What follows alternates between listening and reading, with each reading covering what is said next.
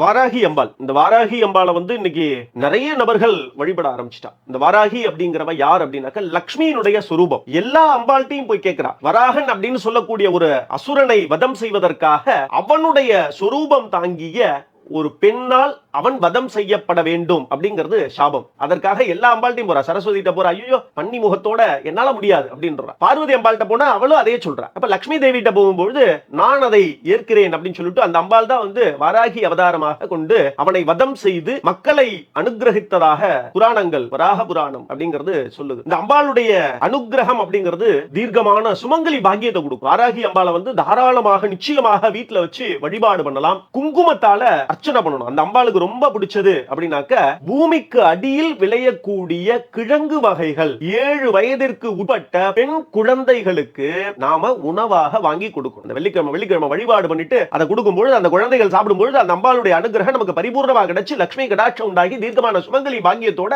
தீர்க்கமான ஆயுளோட நம்ம வாழ்றதுதான் வாராகியினுடைய அனுகிரகம். தாராளமாக வாராகி அம்பாளை வீட்டுல வச்சு வழிபாடு பண்ணலாம். சாமி வந்து வாராகி அம்பாளை வந்து நான் போட்டோவா தான் வச்சுக்கணுமா இல்ல வெங்கலத்துல வச்சுக்கலாமா அப்படின்னாக்க எந்த ஒரு மூர்த்தியையும் நாம் எந்த ஒரு உலோகத்திலும் வைத்து வழிபாடு செய்யலாம். ஆனால் முறையான வழிபாடு என்பதை குரு மூலமாக தெரிந்து வழிபாடு செய்வது நன்மைகளை உண்டாகும்.